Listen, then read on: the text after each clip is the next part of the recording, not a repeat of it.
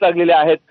लढायचं असेल तर ते जिंकण्यासाठी अशा स्वरूपाचे होर्डिंग्स लागलेले आहेत. आणि राज ठाकरे यांच्या भाषणामधले काही पॉइंट्स काढून, काही वाक्य काढून ते देखील बॅनरवर झळकवण्यात आलेले आहे. त्यामुळे संपूर्ण राज ठाकरे यांचा हिंदुत्वाच्या दिशेने जाणारा त्यांचा प्रवास, त्याचबरोबर विकासाची त्यांची दृष्टी, हे या होर्डिंगच्या माध्यमातून जनतेपर्यंत पोहोचवण्याचा प्रयत्न मनसेच्या वतीने नाशिकमध्ये करण्यात आलेला आहे.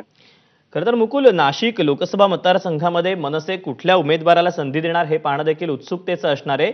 पण मनसेकडून कुठली नावं चर्चेत आहेत का नाशिकमध्ये? सध्या तरी जे शहराध्यक्ष आहेत सुदाम कुंबळे यांचं नाव घेतलं जात आहे. त्याचबरोबर माजी शहराध्यक्ष दिलीप दातीर हे देखील त्यांचं नाव घेतलं जात होतं. आणि या आधीची निवडणूक लढवलेले डॉक्टर प्रदीप पवार यांचं नाव देखील, असे 2-3 नावं सध्या चर्चेमध्ये आहेत. परंतु ऐनवेळी राज ठाकरे काय निर्णय घेतात हे बघणं महत्वाचं आहे. कारण सध्याचे जे विद्यमान खासदार आहेत हेमंत गोडसे यांनी 2009 मध्ये मनसेकडनंच निवडणूक लढवलेली होती. त्यावेळेस त्यांचा अगदी निसटता पराभव झालेला होता. त्यामुळे मनसेची ताकद नाशिकमध्ये होती. मुंबई ठाण्यानंतर जर मनसेचा कुठला गड होता तर तो नाशिक हा गड होता. कारण नाशिकमध्ये खासदारकीच्या उमेदवाराला चांगली मतं देखील मिळालेली होती.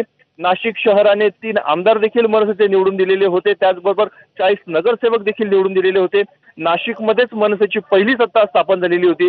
एक नाही तर 2 महापौर नाशिककरांनी मनसेला दिलेले होते. त्यामुळे नाशिककरांनी मोठ्या प्रमाणात मनसेवर, राज ठाकरे यांच्यावर विश्वास दाखवलेला होता, त्यांच्यावर प्रेम केलेलं होतं.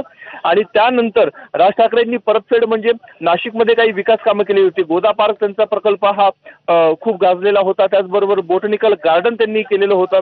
एक शस्त्र संग्रहालय केलेलं आहे. त्यामुळे नाशिककरांना मनसेच्या वतीनं, राज ठाकरेंच्या वतीनं काहीतरी देण्यात आलेलं आहे, परतफेड करण्यात आलेली होती. परंतु त्यानंतर मनसेची जी रया जी गेलेली आहे ती आता पुन्हा एकदा नव्याने उभारी पक्षाने उभारी घ्यावी, यासाठी राज ठाकरे नेमकं आता काय प्रयत्न करतात, कार्यकर्त्यांना काय मार्गदर्शन करतात हे बघणं अत्यंत महत्वाचं आहे. नक्कीच मुकुल, तुम्ही राहाच आपल्यासोबत. सध्या मंदिरामध्ये पूजाविधी जो आहे तो संपन्न होतोय, आपण त्यामध्ये सहभागी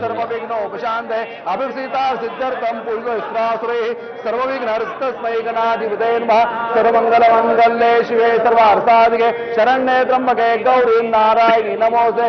लाभस्तेषां जयस्तेषां कुतस्तेषां पराजयः एषामिन्दिरश्यामोर्धेस्तु जनार्दनः.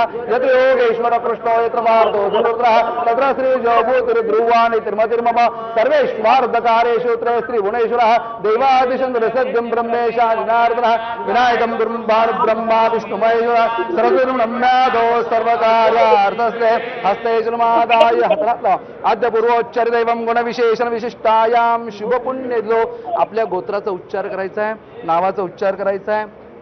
म्हणायचं अहम सहकुटुंबाः सपरिवाराः मम आत्मना श्रुती स्मृती पुराणोक्त शास्त्रोक्त पुण्यफल प्राप्त्यर्थम सकल कुटुंबानां क्षेम स्थैर्य आयुः आरोग्य प्राप्त्यर्थम धन धान्य